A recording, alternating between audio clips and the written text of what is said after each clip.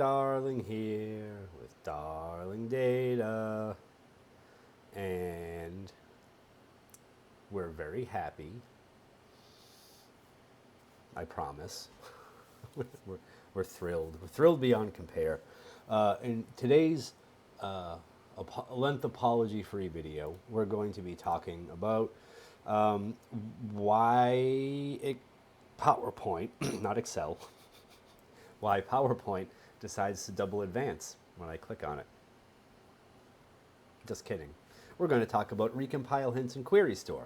So I do the majority of my performance tuning work looking at QuickieStore data.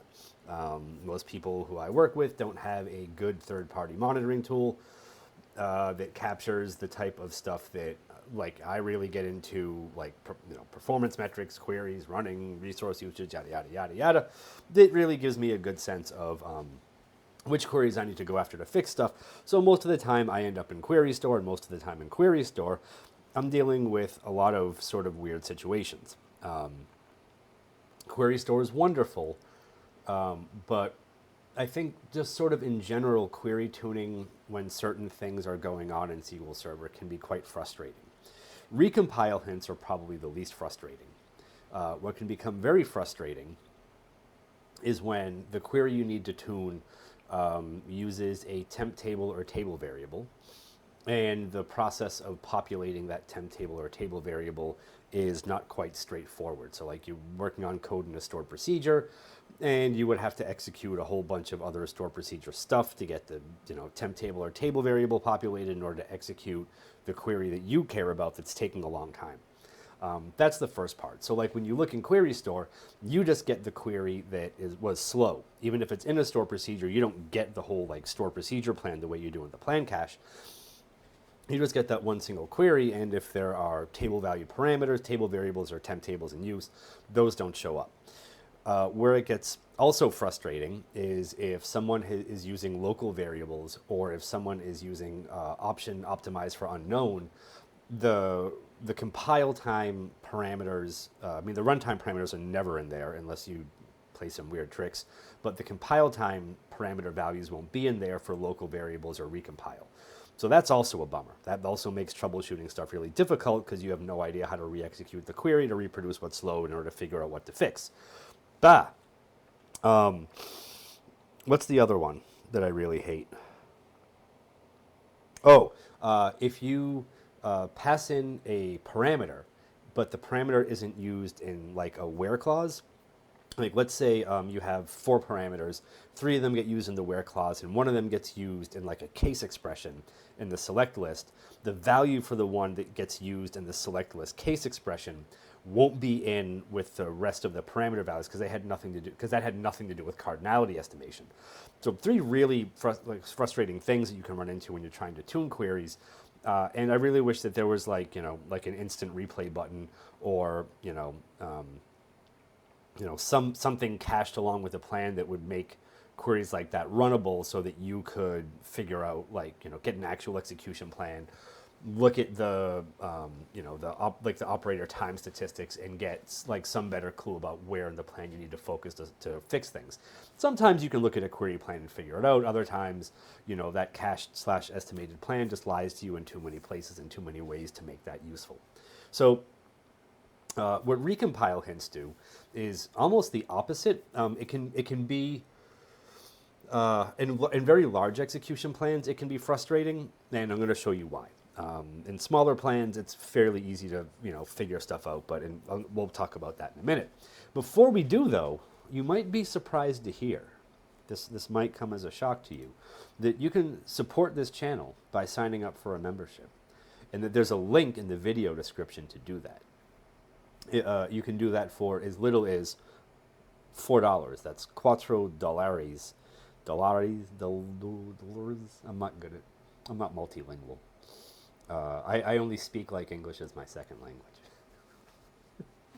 But if you're unable to fork over the $4 a month, you could keep me company in other ways that are also heartfelt, like liking and commenting and subscribing.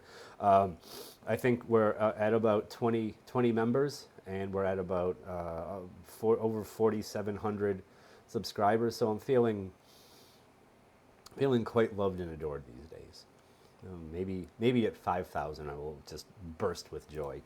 If you need SQL Server consulting help from a young, handsome fellow with reasonable rates, I am very good at all of these things. If you need me to do something else, we can discuss that, what that something else is, and figure out if it's anything that I am also really good at. Just, make sure it involves SQL Server. It's the only thing that I ask of you. If you would like some high quality, low-cost SQL Server training that beats the pants off the competition's Black Friday rates, you can get all 24 hours of mine for the rest of your God-given life for about 75% off. That brings it down to about 150 US bucks for you, special folks out there. If you are a live and in-person type of person and you want to see me and Kendra Little co-present 2 days of performance tuning madness, you can do that this November 4th and 5th at the old Past Data Summit in Seattle, Washington. It'll be fun. That's all I have to say about that. It'll be fun, and if you miss it, you're going to regret it, because it may never happen again. Just don't know where the future will take us. But with all that out of the way, let's do what we normally do and party hard and talk about recompile hints in QuickieStore. So we're going to use Stack Overflow. And we're going to get rid of some indexes that I had for something else. And I'm going to create this store procedure that has basically the same query in it twice.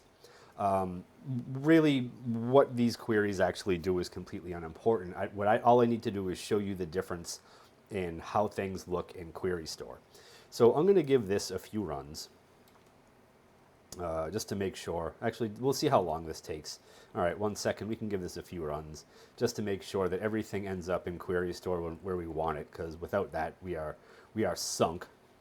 And now let's use my free store procedure, SP QuickieStore, to find plans for this store procedure. You might be looking at this and thinking to yourself, wow, Eric, that's amazing.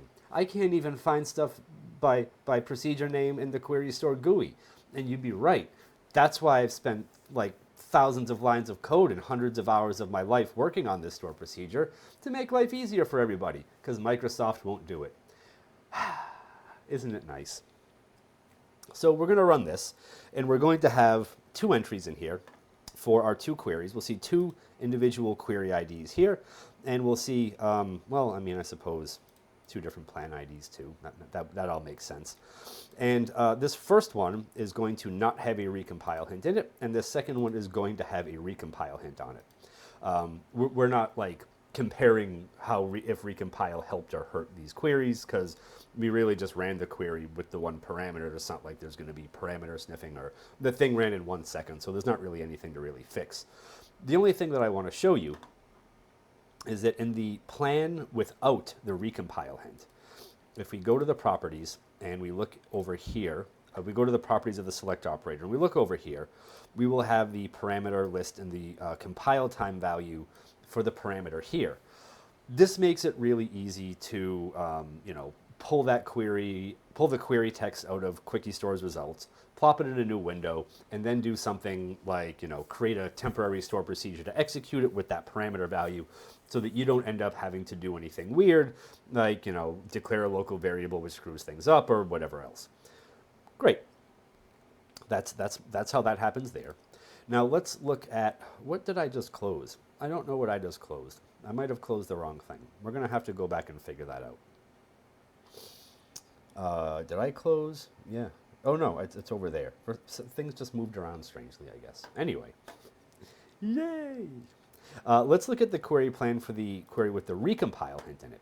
Now, if we go to the properties of this one, we are not going to see, I actually hit the shift key, there we go. We're not going to see the same parameter list over here. Why? Well, option recompile does something different from obviously what option optimize for unknown or using local variables is, where you just have no record of what those values are in the query plan XML.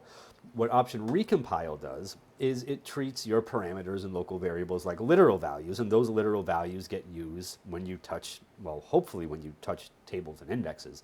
But if we hover over this thing, we'll see, oh boy, easy zoom it.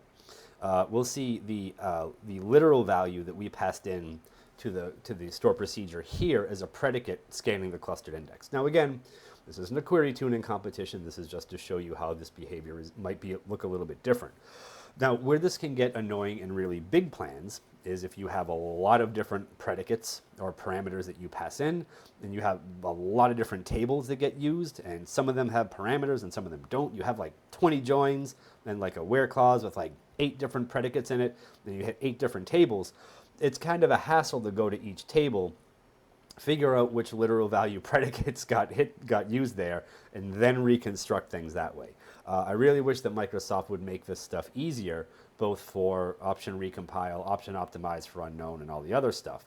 I realize that when you use option optimize for unknown and you get this sort of density vector guesses, the message is that it shouldn't matter what the compile time values are because you get the same crappy guess no matter what.